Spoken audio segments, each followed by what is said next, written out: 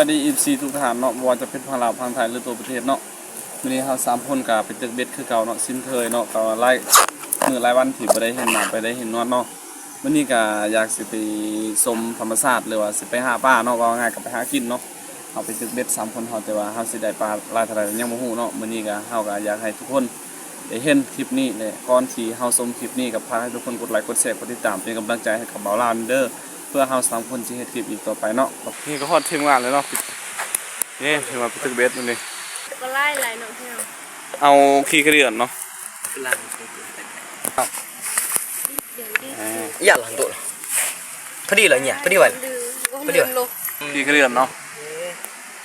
ตัวนี้เป็นเหยื่อที่เขาใส่บนเบ็ดเนาะเพื่อหล่อปลาเนาะวิธีใส่ก็บ่ยากนะพี่น้องมันยากแห้งเลยพี่น้องนี่ตัวนี้ก็เขาใส่เหยื่อเบ็ดแล้วพี่น้องเหยื่อขี้ดอนขี้กระเดื่อนพี่น้องรอให้ปลาเขามากินนี่เนาะรวมทั้งหมดเบ็ดเบอร์นี้กับ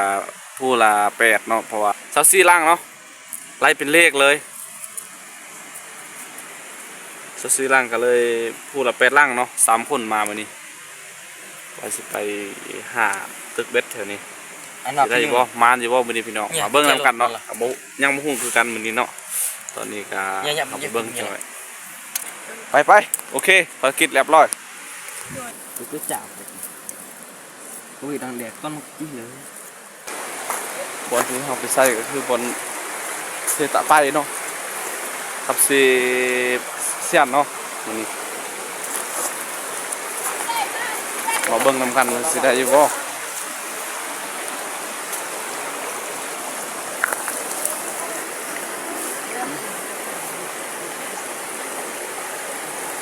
แค่นี้ก็เหมาะที่สุดแล้วสำหรับการตึกเบ็ดมื้อนี้เนาะตอนนี้ก็ฮอดเวลาไปยามแล้วเนาะ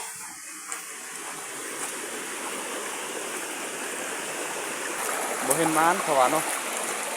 เบิดแต่เหงื่อเนาะเอาใส่เบ็ดมื้อนี้ก็ถือกว่ากลางเนาะพี่น้องนี่ว่าม้าเนาะนี่ปลากลางถือเบ็ดเนาะเกือบสิหลุดเลยนี่จะลิ้นลายเบิ่งคือกันคืออยู่บ่นี่คือกันพี่น้องโอ้โหตัวใหญ่บ่นี่บ่ปาดเฮาคือว่ามัดบันทึกตัวน้อยๆนี่ห้องจนเต็มเลยเหงื่อเต็มท้องเลยนี่พี่น้องโอ้ยคักขนาดไปแต่บ่เห็นถึกเนาะอยู่นี่เนาะบ่เห็นถึกก็เอาเนาะโอ้ถึกเลยพี่น้องโอ้ตัวใหญ่เนาะตัวใหญ่แล้วพี่น้องเอ้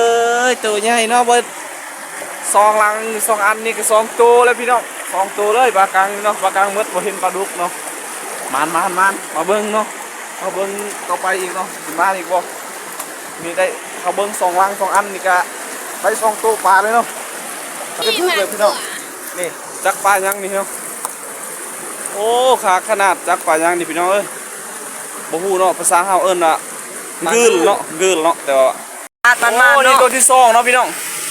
ตัวที่2นี่ก็ถือปลานี่เองเนาะอันนี้ใหญ่ปลา เนาะลายตัวนี้เนาะผมคือปลาดุกแต่มันได้ลายเนาะใหญ่แห้งใหญ่ลีกับตัวนี้เนาะเบ็ดเนาะทองจนเต็มกินเหยื่อจนดำเลยทองนี่โอ้ยตัวนี้หน่อยใหญ่กว่าหมูนี่ใหญ่ได้ดีสั่งมันเนาะจนคือเอามาเบิ้งน้ำกันอีกเนาะเบิ้งต่ออีกเอายามต่อมันถือลายบันไดเนาะโอเค